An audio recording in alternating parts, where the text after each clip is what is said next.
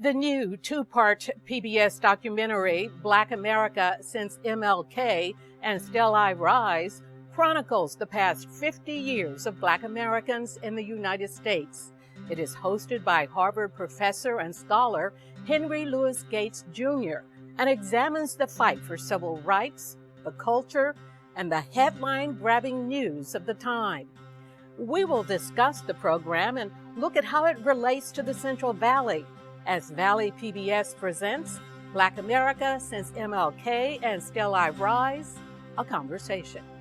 Funding for And Still I Rise, a conversation on Valley PBS is provided in part by the Fresno County Office of Education is dedicated to positively impacting the lives of children. We believe every child must have access to a quality education in order to thrive.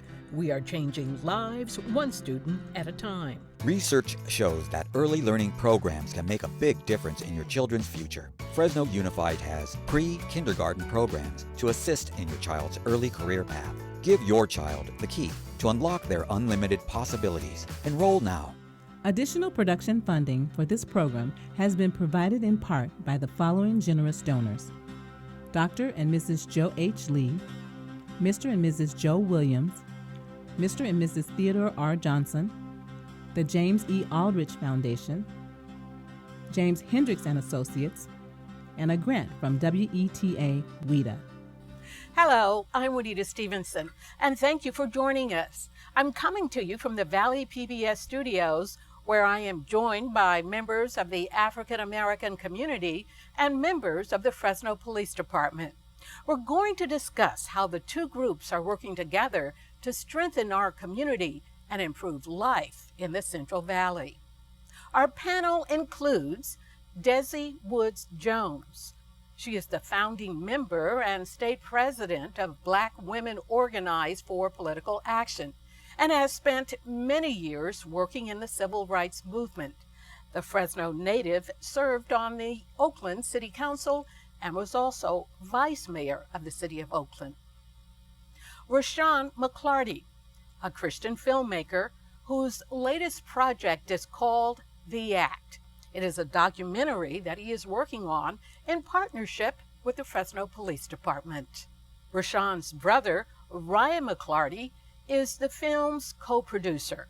Ryan is also a musician and motivational speaker. He works with youth in the Central Valley.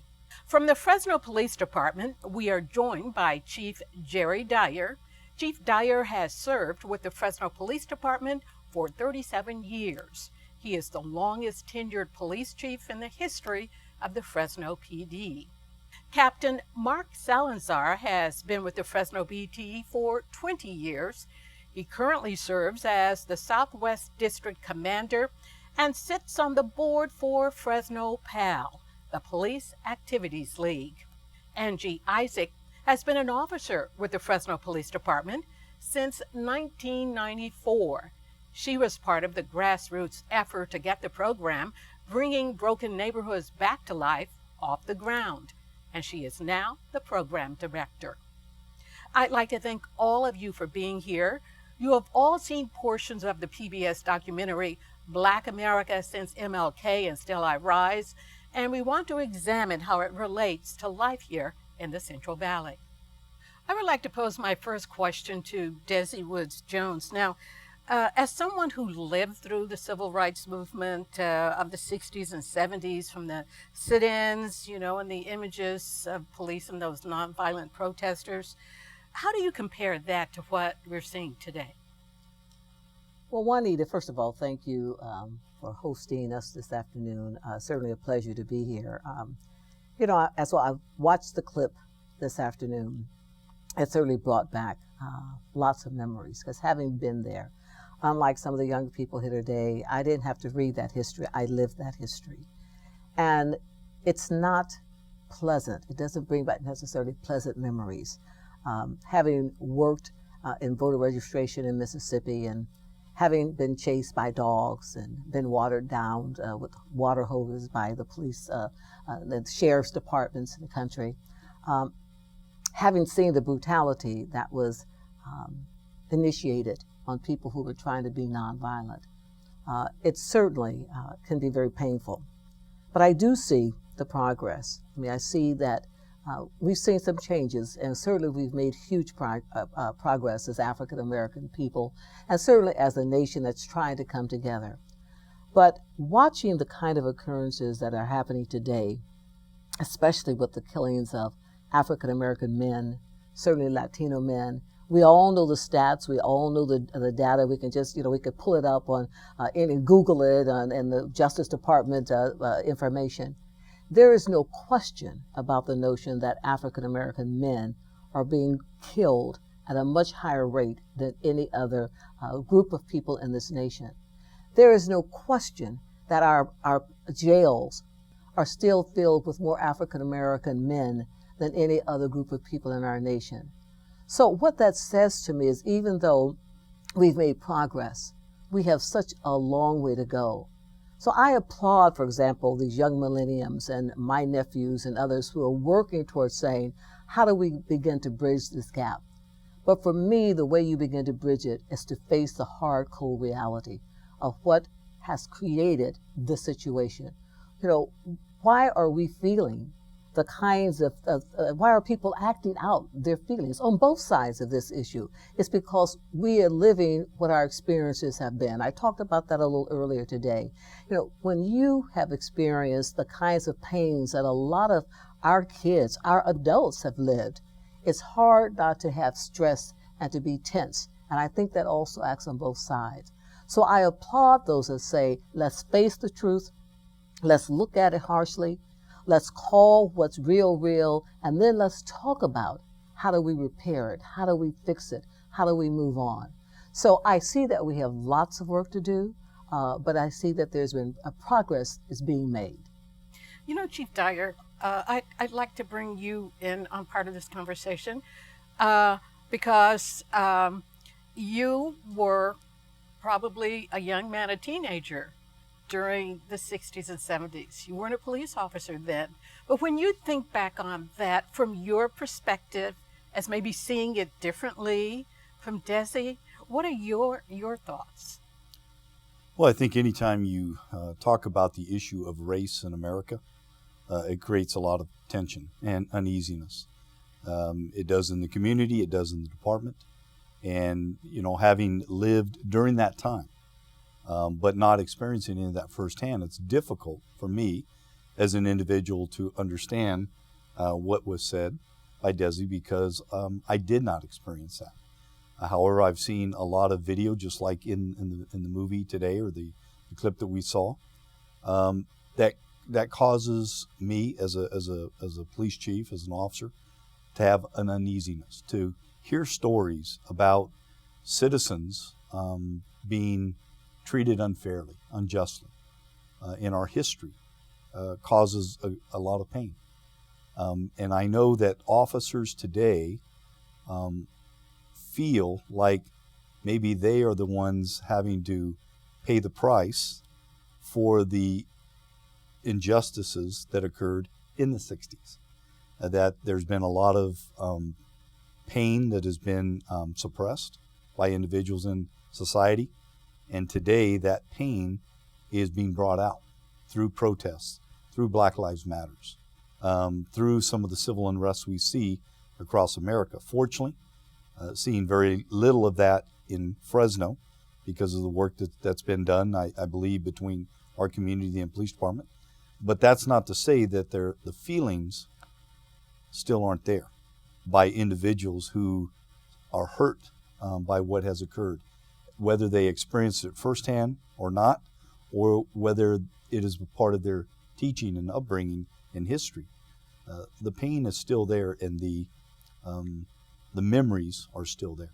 And I think really the answers from both of you, which is why I wanted to pose that question to both of you, it kind of uncovers the kind of problem that we have, is that you have one group of people who have lived and experienced, and another group who hasn't. So is, how do you bring that together?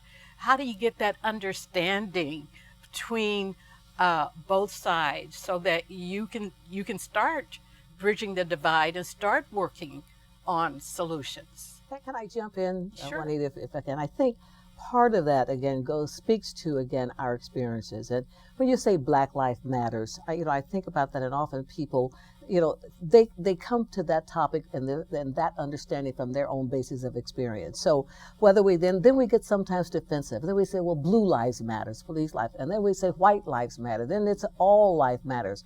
Well, of course, all life matters. The issue seems to be in this Black Life Matters movement, as trying to get people to understand just what you just asked, that we in fact have had a different sense of experiences that have shaped our fear, that has shaped our experiences that make us anxious.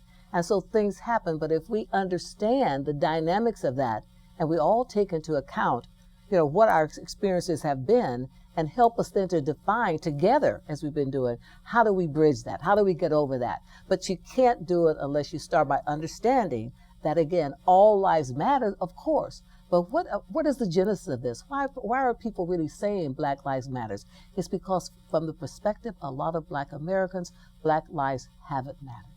And so we're trying to make that point. And I think if people understand that, because we value, except for the times I want to hit the chief with my cane, I value him. But and as all police, because we grow up with that. But so many Black young men, as we all know, and we can ask even our audience down the line of people here, that probably hasn't been a time that they haven't been stopped by the police and have fear in their hearts.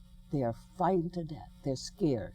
And so things happen on both sides. I've actually, I want my auntie to hit me with the cane. But, I was going to have you two young men come in on this because, you're from a different whole generation. Right. And so I did want to have both of you talk about your own experiences. It may be different, but we would like to hear from you. I think as a filmmaker, God has blessed me with certain talents, and I use that to bridge this gap or to break down this barrier. There's a huge misunderstanding that, I hear like young people say, oh, F the police, or they see what's going on in the media and they have this anger towards all policemen, and vice versa, because I was pulled over one time, and for me, I was in the wrong because I always look at myself rather than judging the other person. And I had like this uncomfortable feeling when I was approaching this police officer. But then I had to kind of reflect on myself and say, okay, why do I have this?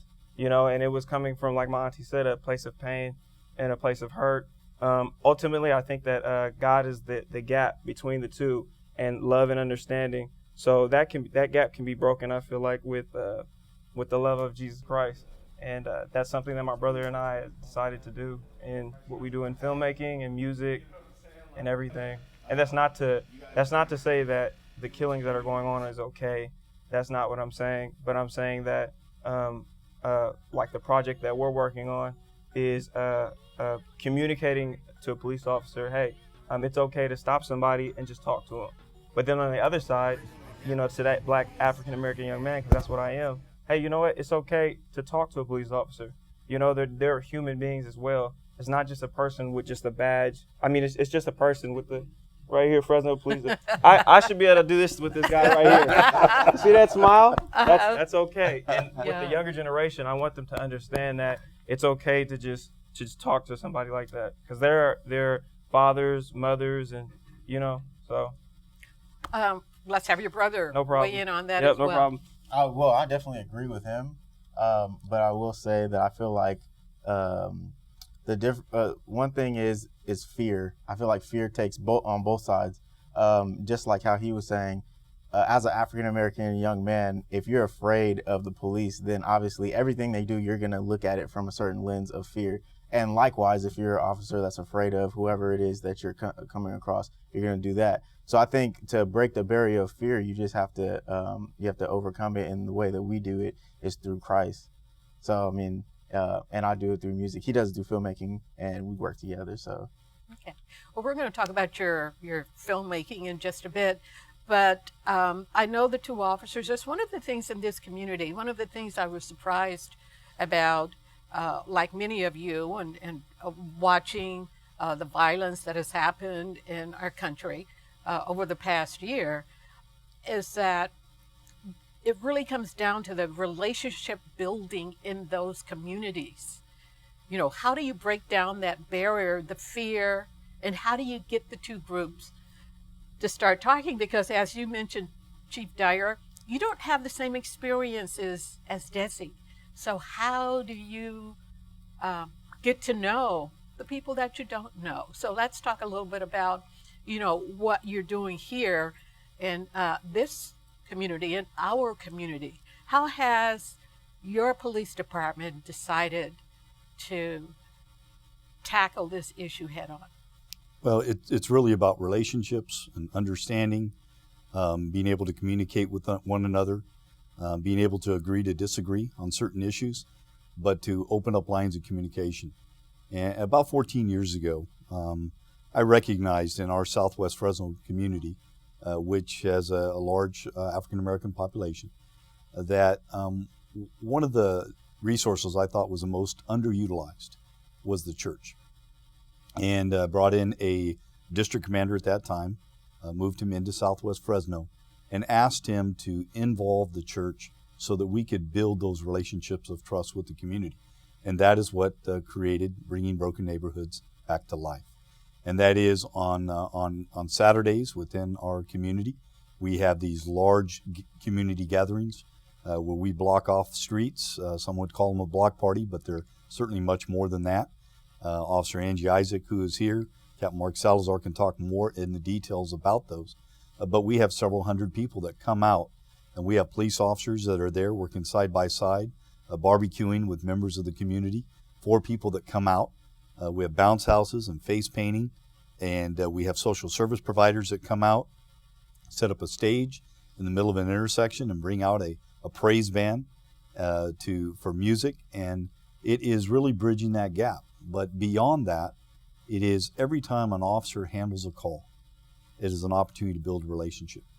Even if they're there for the purpose of making an arrest or enforcing the law, they can still build a relationship with the people in that neighborhood.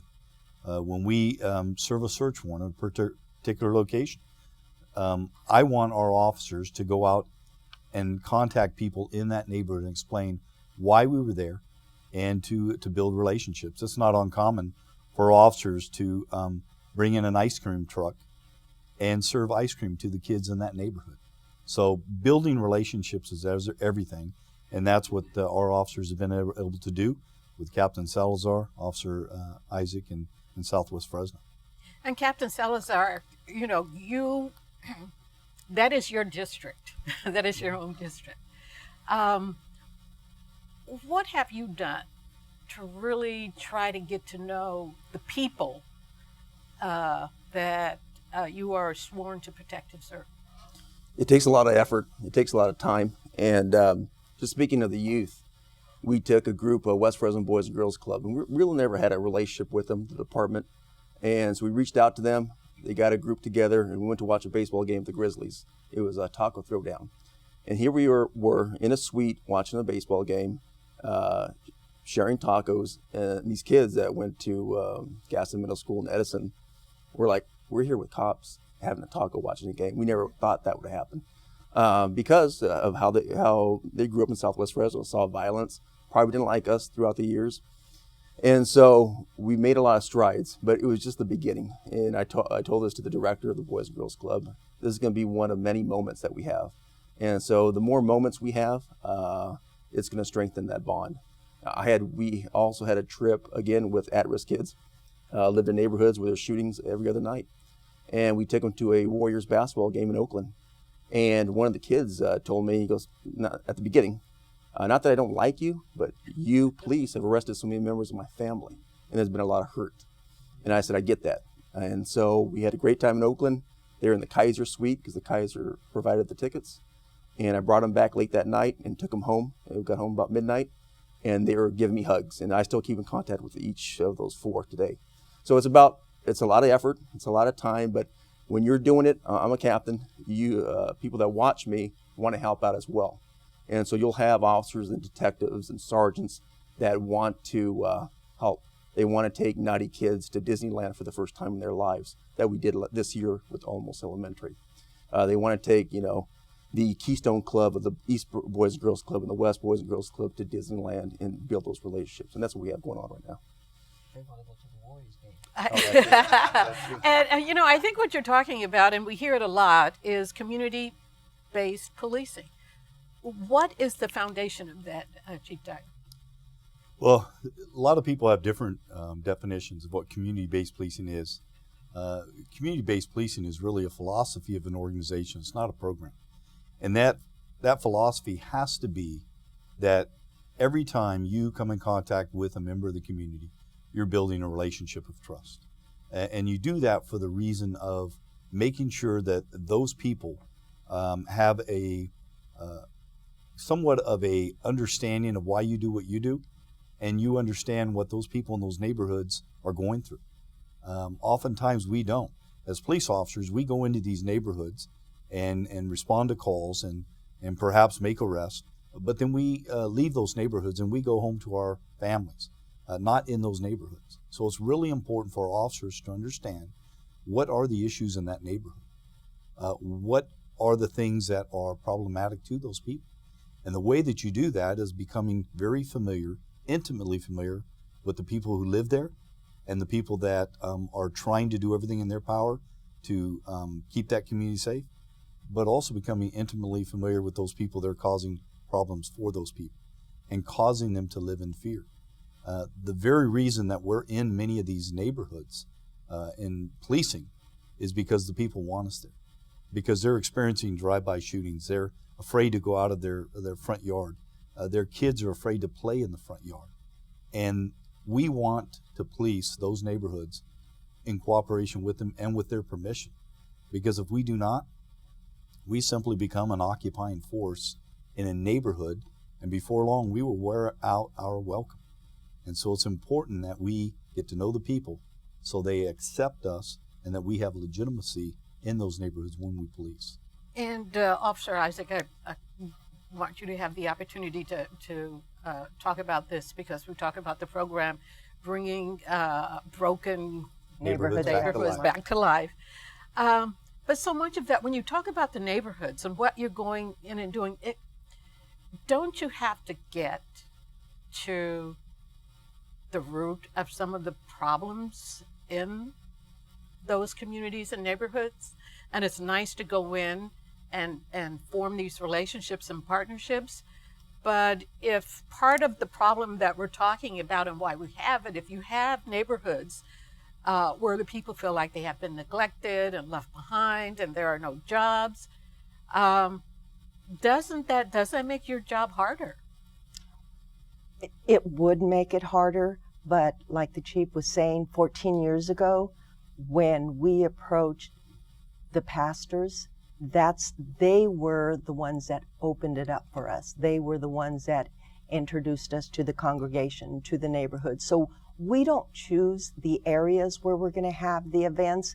We have the churches choose it. So they step up to the plate. They say, we need it in this neighborhood, and we bring the resources. And the resources can be from social services to helping homeless. Whatever they believe is needed in that neighborhood, we bring it to the neighborhood. Right. And what started 14 years ago, we had other areas of Fresno that have the same problem. So bringing broken neighborhoods started in Southwest and is now throughout Fresno.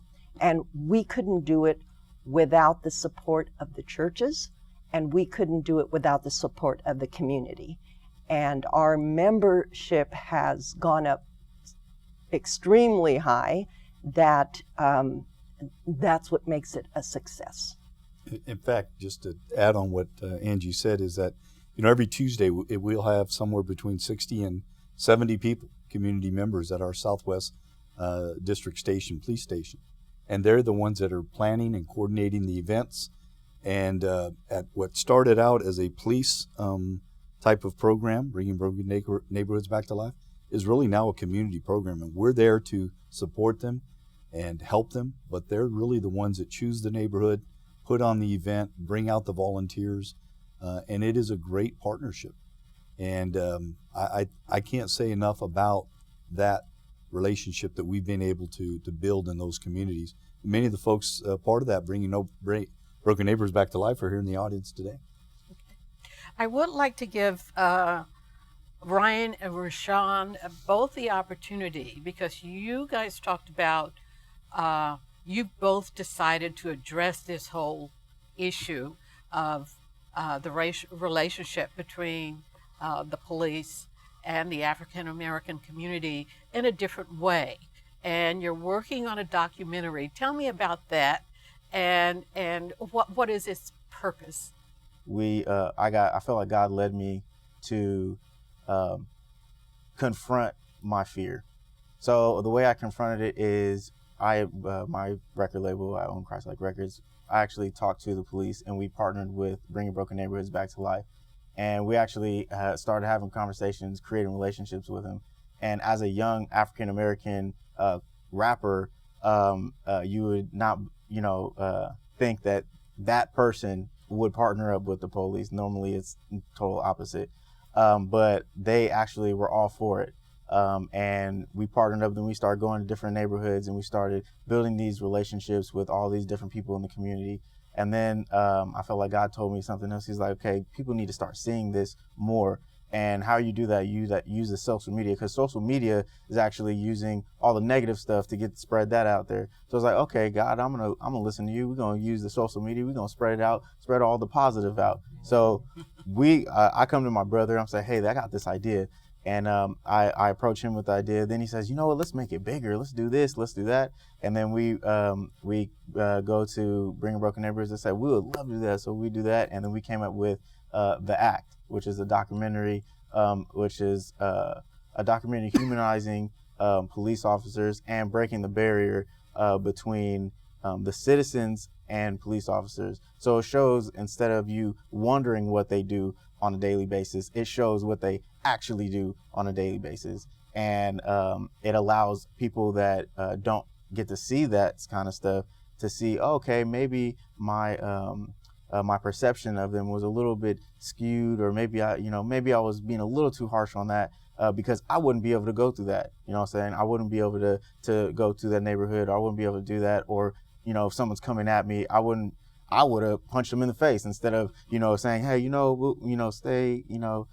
stay calm and stuff like that. So I definitely feel like that was the start of it, and I'm gonna let my brother take it from here. Hey, all glory to God.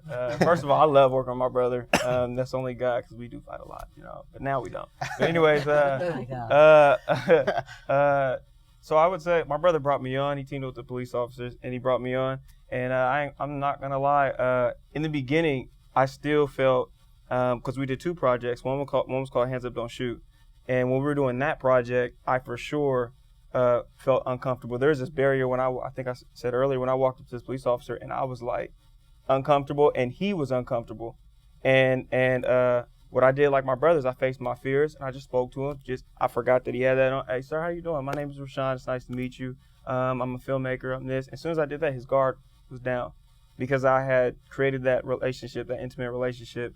As far as the documentary, which I thought was amazing, we were able to ride around, and they were talking to us, and we were able to really be kind of in their shoes for about like 5-6 hours. And in doing that, we created this relationship where we were like buying coffee for each other, and they got us on dinner. Thank you so much. It was so good. Some burritos. Oh my goodness. But yeah, it was just an amazing experience, seeing what they go through. And you could tell, like, they're also passionate. There are officers out there that are passionate about helping the community and about bridging that gap. So again, what the media is portraying, and I know this because when doing the filmmaking, I look up cop doing good things, and it's kind of like dry. But I can go on the media, and I can be like, on the internet, and cop shoots whatever, and it's like flooded with a whole bunch of things. So again, I'm not justifying the shootings, the shootings that police officers are doing with people, but at the same time, I'm saying that it's great to create that relationship. And I appreciate the things that my auntie and the rest of my ancestors, or my aunt, grandma, they give me stories all the time. And but at the same time, what God has called me to do with my brother is break that barrier through the love of Christ. Desi? I just want to briefly respond. Oh no, I love you. Okay, I'll just double check. No. Y'all don't know. And I am so supportive of the notion of bridging and building. I think the thing that my passion says, and I need to really make sure we put out there, is that we don't color code what is really happening. the killings are real. People are saying, not maybe, thank goodness, maybe not so much here in this area of Valley, but throughout the state and this nation, African American men in particular, are still dying. We have wonderful police officers, and the ones up here, I'm glad they got my back. Thank you. You guys got my back, right? Oh, you got my back, right, Chief? I got your side. Oh, okay. But it's also a reality that there are some not so good police officers, just like there's some criminals in our community that we have to own and teach and make sure that they live a righteous life. But we have to, if we don't own that, we also still have what used to call, I don't think they call them now anymore, but the rogue police officers, or those that protect each other. I think the reality is, in order for us really to move forward, we also have to address both sides of those issues. And I think that's what they're trying to do. So I applaud that. I just think we have to face those kind of realities to really make this stuff really the society and the communities that we want to live. And Chief Dyers was going to ask you that question because, you know, we often hear that the makeup of an agency reflects its community. So just like in our community, we have bad apples or probably bad police officers.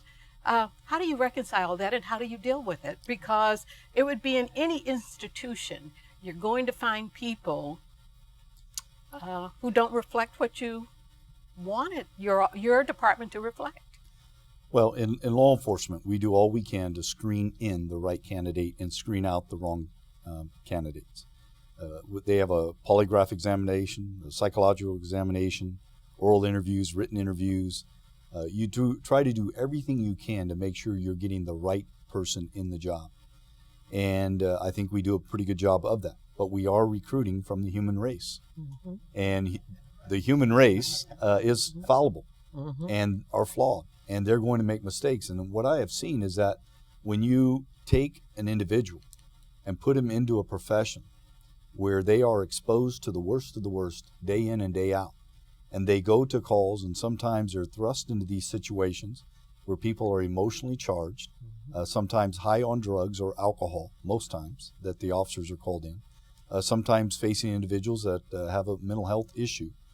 And they are expected to be able to de-escalate that situation without using any force, and in some cases, the expectation of not even raising their voice. And they do so knowing that someone is nearby, videotaping that contact, waiting for them to make a mistake so that they can put it on YouTube and it can go viral across this country. Our officers handle 1,200 calls a day in the city of Fresno. Extremely busy.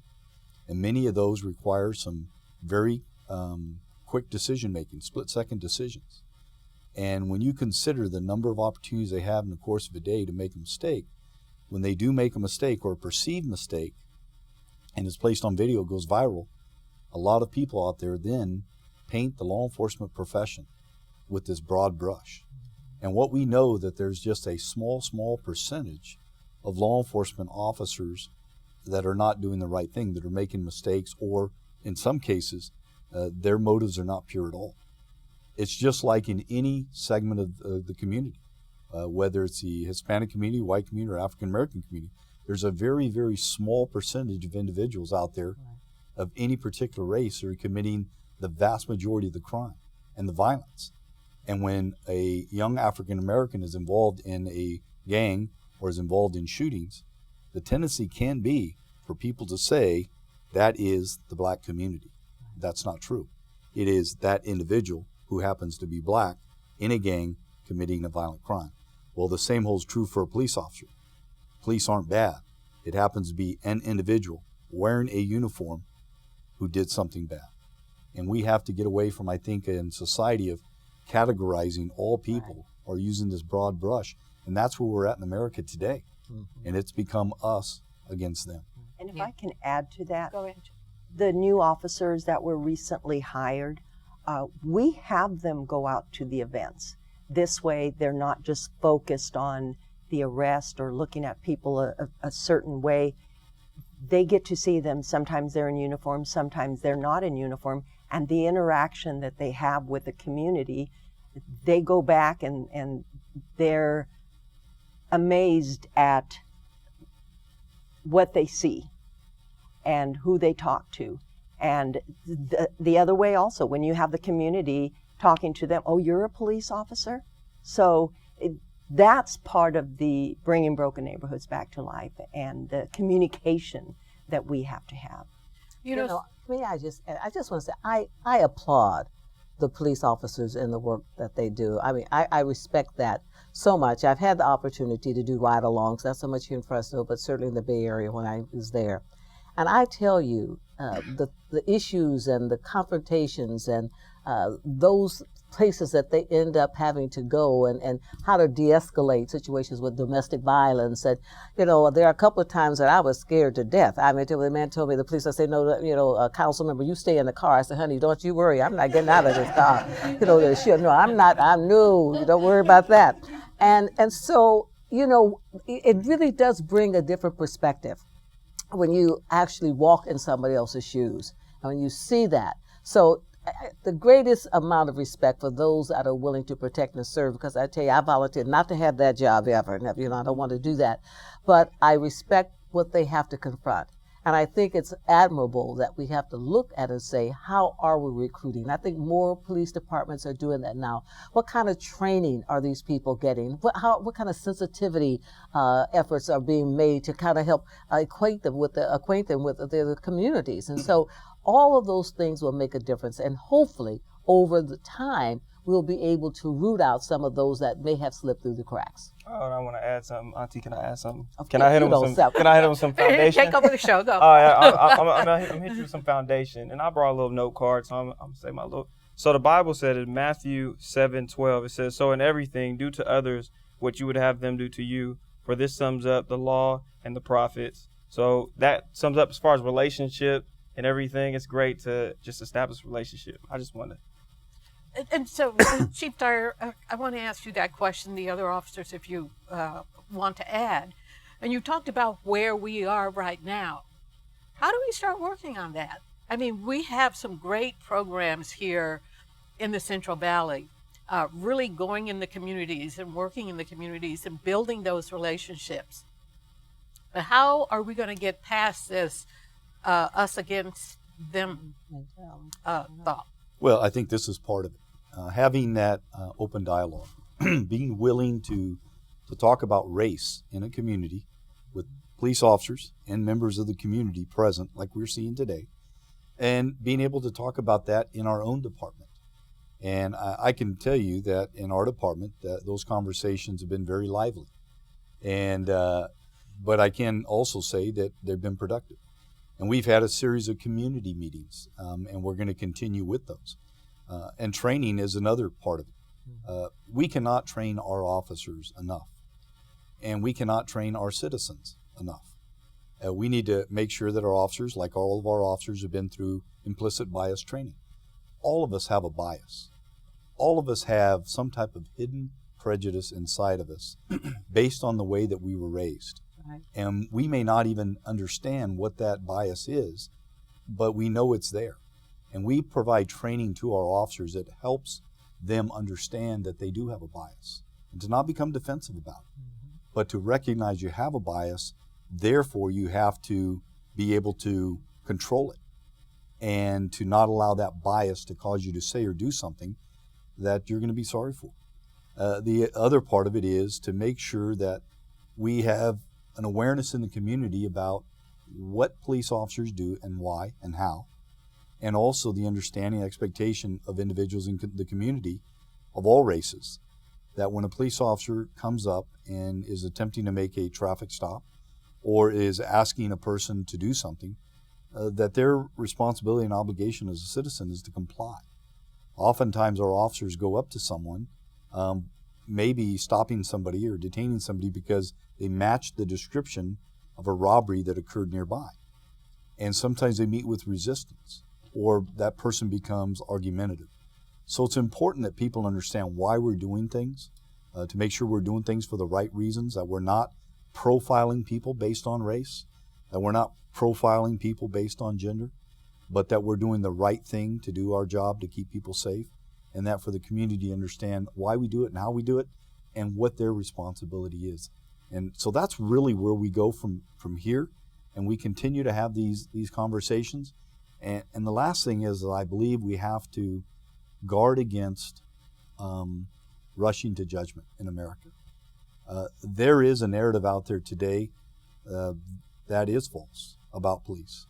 And there's a narrative out there about certain segments of our community that is false. And we have to guard against buying into that, because oftentimes social media has fueled these false narratives in America today, causing us to have these opposition with each other. And we have to guard against that. And, you know, one of the things that frustrates me as a police chief sometimes is when we do have a critical incident, I am asked right away to hold somebody accountable. And there may be an ongoing investigation that I need to allow to occur before I can do that.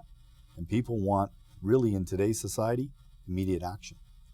We'd like to go to our audience now. We have Superintendent Jim Yavino to really address the issue of education and jobs, and really how we treat each other in our communities and how that impacts what we might be seeing. Superintendent Yavino. Yes, thank you. And first, Rashad and Ryan, oh my gosh, you two are absolutely the most amazing two young men that I've ever met. And I meet a lot of people. Listening to you two talk, I mean, you inspire me to want to do more every day. So, I mean, just, gosh, blessings to have you in our community. But Juanita, the issue about civility, you know that is something that we're all passionate about in our community. How do we treat each other? Chief Dyer and the work that you're all doing, along with Sheriff Mims. We have all these programs going on in our community right now with the Reading Posse program. And why is that important? You know, that sheriffs are handing out books to kids. You know, it's about developing relationships, just as the police are out in communities and getting out there so that kids know that they can go to you, that it's a safe place. And that's where it should happen. But when we talk about civility, you know, we want to teach math, and we want to teach English, and we want to teach science, and all of these things that are important in our schools. But what about teaching us children how to treat each other? And it's not something you're going to learn out of a textbook. It's simply modeling good behavior.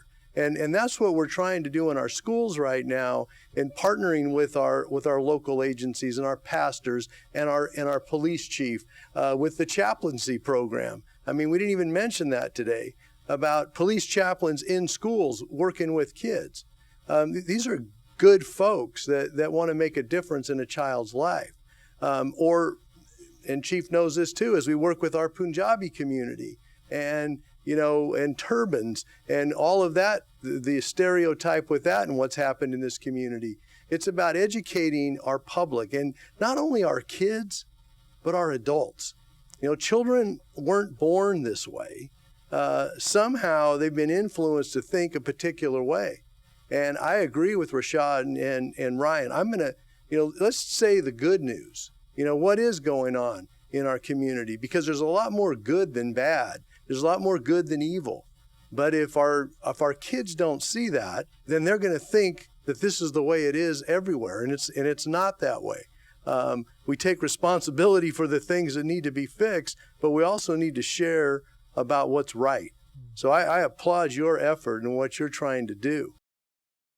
I think we had another question. And who did you want to pose your question to? It's to everyone. It has to do with Chief Dyers, some of his comments about something that's been made, but also it has to do with community building and those types of things and the work that the community has been doing. So I want to applaud also the police department and those volunteers here who have been working with bringing broken neighborhoods back together, correct? Back to life, I'm sorry. I want to applaud you for those energies and efforts that you've been doing with that, because I haven't necessarily been participatory in it, but I have heard the results of that. But one of the cautions and the concerns I have is about messaging. I'm a long-term educator, been in education for 27 years, K-12 level, and I know that messaging is everything. And you could be doing everything right, your intentions to be correctly right, but the words I may say in my role as an administrator may be misinterpreted by those kids or those families that I'm dealing with. And when we're making statements like we're declaring war on any facet of our particular community, whether it be the small percentage of our community members who are involved in gangs and doing things, nefarious things that we don't want them to do, whether it be the rogue police officers. When you're declaring war on that particular population, that population has mothers, they have fathers, they have friends, they have neighbors, they have people that they live with and that they love with. So it's not that you're necessarily declaring war on that particular individual or that group, that gang.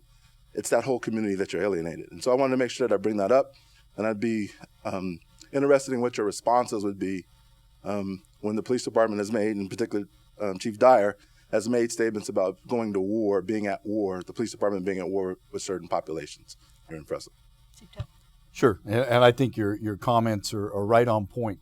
Sometimes what we say it may be intended for a certain purpose, but it's interpreted as offensive in a particular community. And I'll reflect back on a statement I made earlier in the fact that we only police neighborhoods with the permission of the people that are there. And if we come in for any other purpose, we can be seen as an occupying force.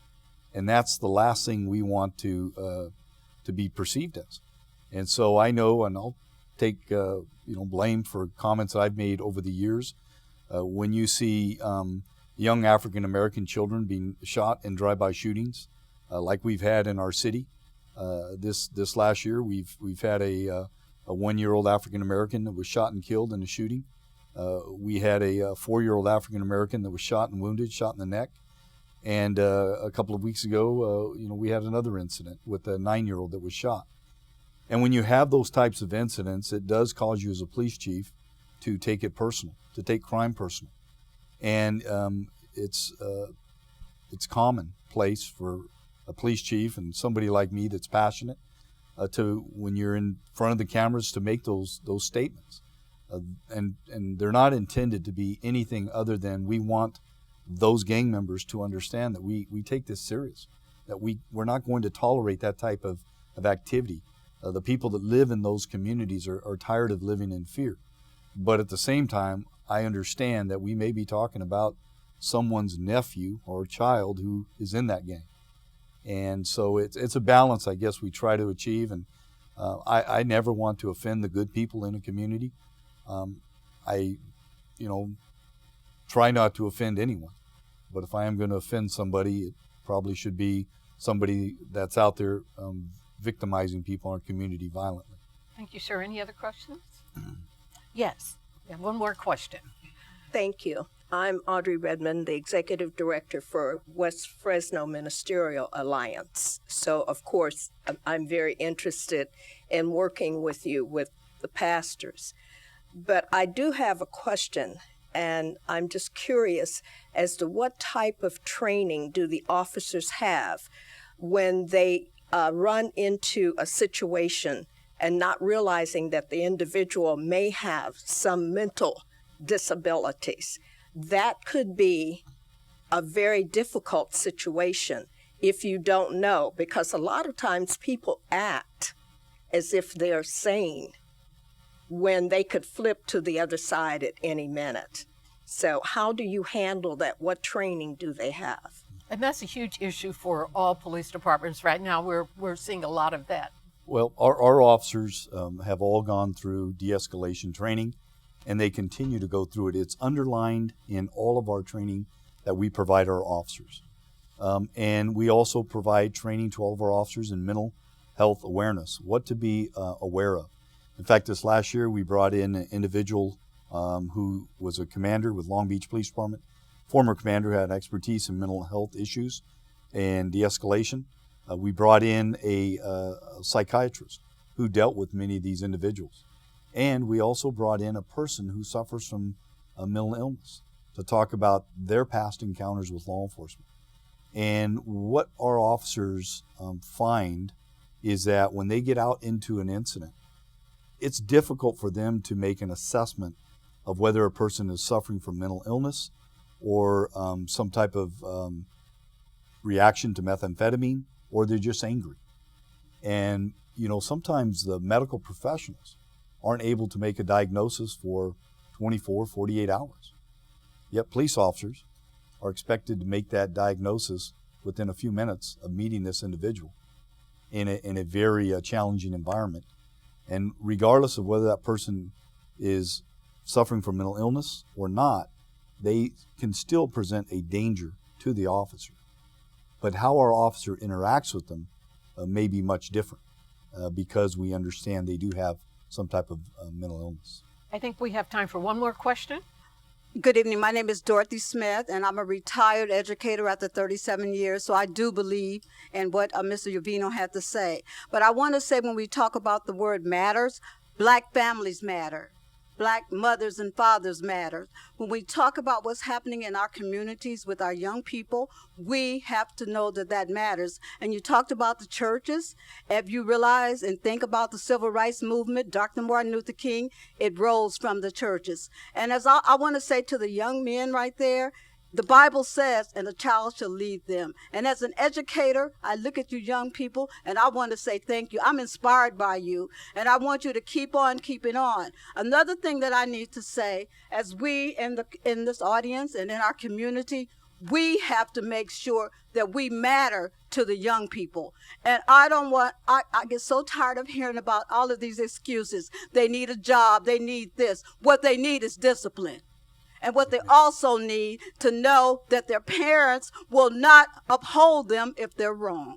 And when we talk about what our police have to go deal with, and the parents are saying, whatever they're saying, don't uphold your children if they're wrong.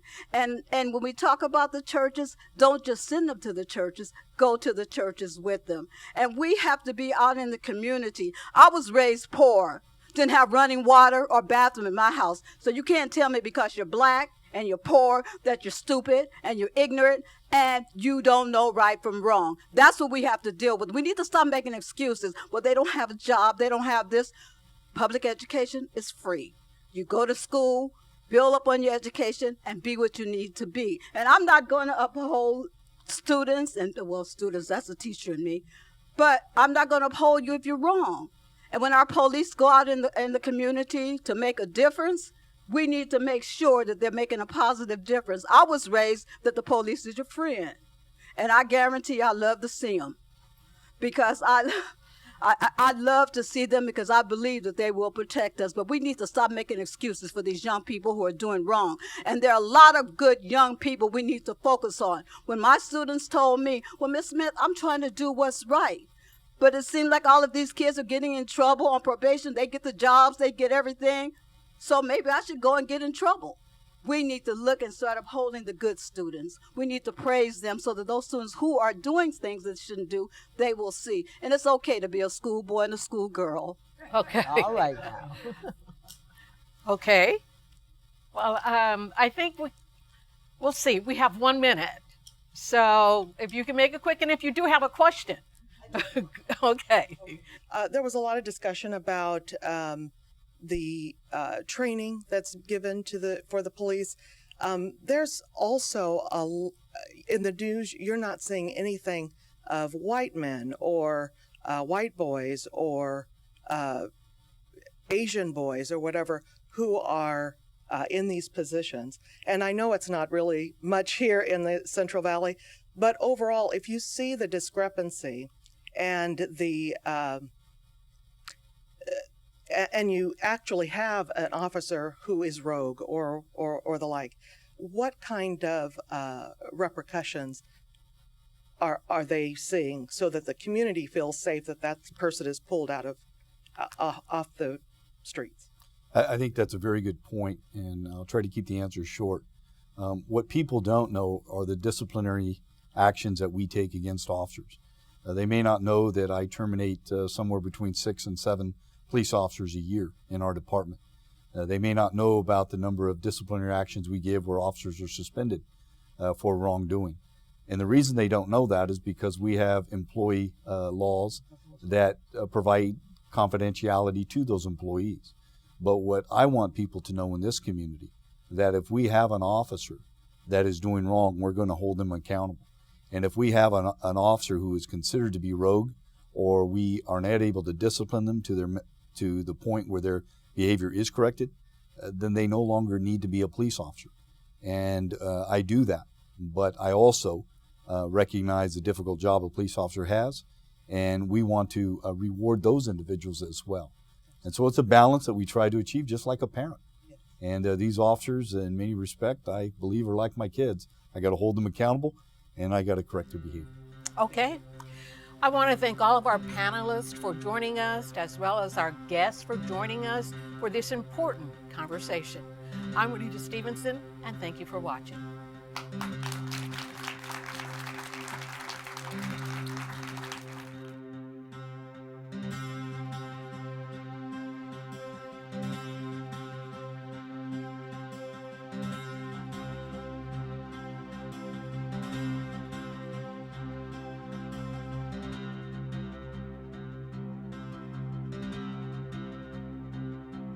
Funding for And Still I Rise, a conversation on Valley PBS is provided in part by The Fresno County Office of Education is dedicated to positively impacting the lives of children. We believe every child must have access to a quality education in order to thrive. We are changing lives one student at a time. Research shows that early learning programs can make a big difference in your children's future. Fresno Unified has pre-kindergarten programs to assist in your child's early career path. Give your child the key to unlock their unlimited possibilities. Enroll now. Additional production funding for this program has been provided in part by the following generous donors: Dr. and Mrs. Joe H. Lee, Mr. and Mrs. Joe Williams, Mr. and Mrs. Theodore R. Johnson, the James E. Aldrich Foundation, James Hendricks and Associates, and a grant from WETA WEDA.